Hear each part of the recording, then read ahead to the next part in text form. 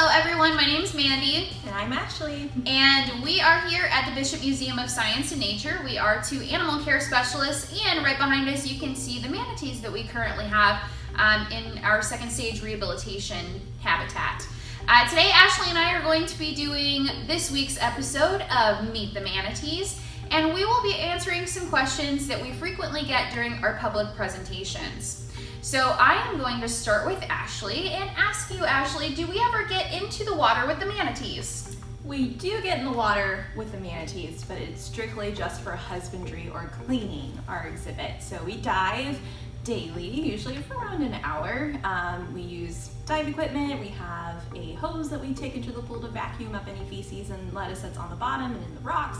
And this is just to clean the exhibit. We do not interact with our animals. In fact, if they are curious or lingering for too long, we move to a different area of the pool. We will even get out of the pool if that's necessary. But we just don't want to send our animals out with any bad habits. Unfortunately, people will be endangered for manatees, and we don't want to send them out and be any less successful than they should be. So I have a question for you, Mandy. All right. And that is, how smart are manatees? How smart are manatees? That's a great question. Well, it kind of just depends on your definition of smart. So manatees have several characteristics, some that would make it seem like they're not intelligent, some that would make it seem like they are.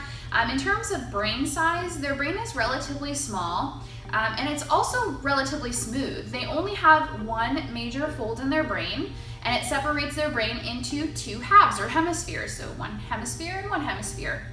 Now, usually major folds or lots of folds and ridges in your brain is linked to intelligence. But manatees aren't like a lot of other animals. If you think about dolphins, who are considered very intelligent, their brains have lots of different folds, but they are also predators. So they have to think about getting their prey, they have to chase their prey, they need those complex behaviors, whereas manatees really don't.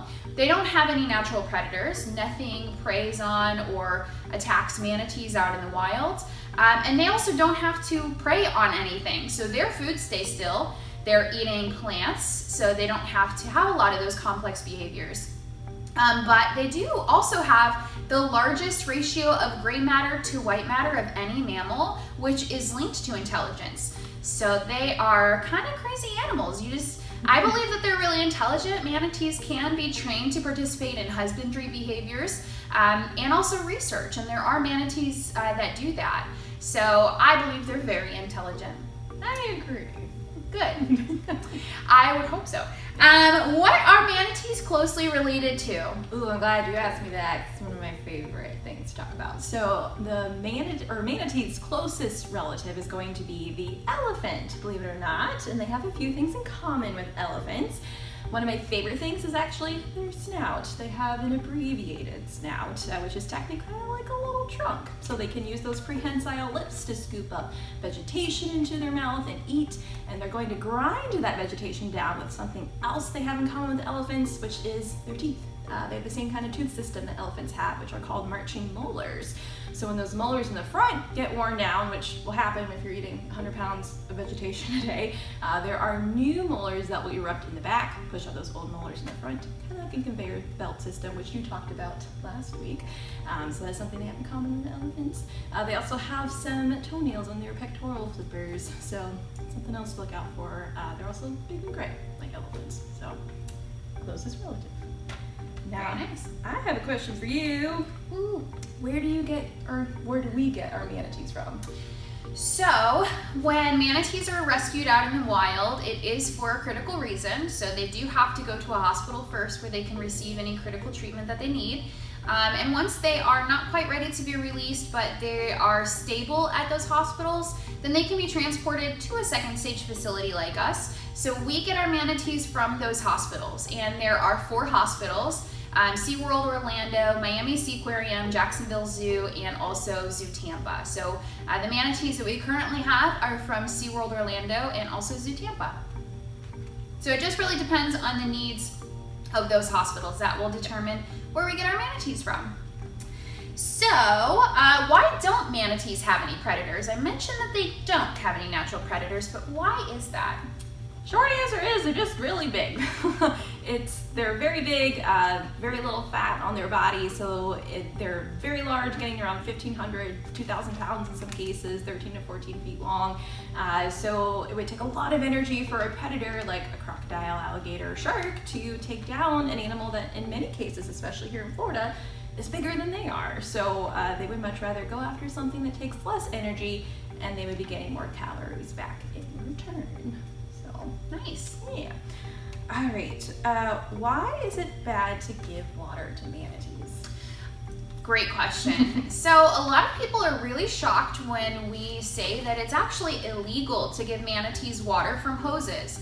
And that is because manatees do have to find fresh water. They have to go into freshwater rivers or canals or find some sort of freshwater upwelling, usually about every 7 to 10 days. Now they do take in excess salt when they're eating, because most of the time when you see manatees, they are found in brackish water. So that is where salt water and fresh water meet. So there is some salt that they're taking in when they're eating, and then their kidneys are lobed. So they'll hold on to it for a while, but eventually they will get dehydrated if they don't find their own fresh water source. So when manatees and other animals start relying on people for food needs or other types of needs like fresh water, then eventually they'll stop relying on themselves. They will seek out people. So manatees will come and they will find people on boats trying to get fresh water because that's what they're used to getting. And that's bad for manatees, not only because they can get really dehydrated if they can't find fresh water on their own, but if they're approaching people in boats, that just puts them in more harm's way. And boats and people, watercraft collisions are the #1 cause of mortality every year for manatees. So we definitely don't want them to get used to approaching people on boats for water or anything like that. Good question. How old are these manatees that we have? Our manatees are kind of a question mark for a short answer. We weren't there when they were born. We don't have a birthday for them, so we can only approximate by their size, and we can kind of get a rough estimate of how old they are. Most of the time, the animals that we get can range anywhere between 1 to 3, sometimes 4 years old, but we can just take their weight and how long they are, and we have different kind of brackets that they can fall into to see how old they are. So, Mandy, how is their eyesight and hearing? How is their eyesight and hearing? Well, it depends on who you ask. Kind of like with the intelligence question. But there's not a whole lot known about manatee eyesight, but it is, we do know that every manatee is a little bit different. Just like people, they all have different ranges of vision.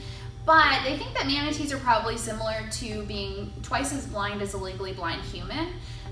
But manatees don't rely on their eyesight really. If you've ever seen manatees out in the wild, you've probably seen them, if it's not winter and they're in a clear, warm spring, then you've probably seen them in some turbid areas, because most of the time when you do see manatees, it's out in areas that are pretty murky, they don't have a lot of visibility, and so manatees don't really rely on their eyesight to find food and things like that. They rely on those hairs that Ashley mentioned during her mammal talk, called vibrissae. And those hairs can detect water movement, they detect vibrations. So they can detect water movement that is 1 nanometer in size, which is 1/1,000,000th of a meter. Very, very small, they're extremely sensitive. So they actually will rely on their hairs more than their eyesight. Their hearing though, their hearing is excellent. They hear in a wide range of frequencies, anywhere from about 8 kilohertz to ultrasonic frequencies. So they hear very, very well, even though they don't have external ears. So you don't see external ears on them, but they do have little tiny ear holes on the sides of their heads, and they also have an ear bone, which is pretty cool. It's very large. So, Ashley, what is your favorite part of the job? My favorite part of our job in general, I think I speak for all of us when I say this, is that we get to kind of have everything come together in the stage that we are in with the MRP. So we are getting our animals, like you mentioned, from critical care facilities, but we do get to help care for them until they are ready to get released, and then we get to see them get returned back to the wild, which I think for all of us is always kind of that, really special moment. You've been caring for this animal, and to see them back in the wild where they belong is always definitely a special moment. But I think we all love our jobs in general. We're very lucky that we get to do this, and that we are part of this program. So I agree. Well, thanks so much for watching our video. We hope you learned a lot about manatees. If you have any other questions or comments, please comment in the box below, and we look forward to seeing you later. Stay safe. Bye.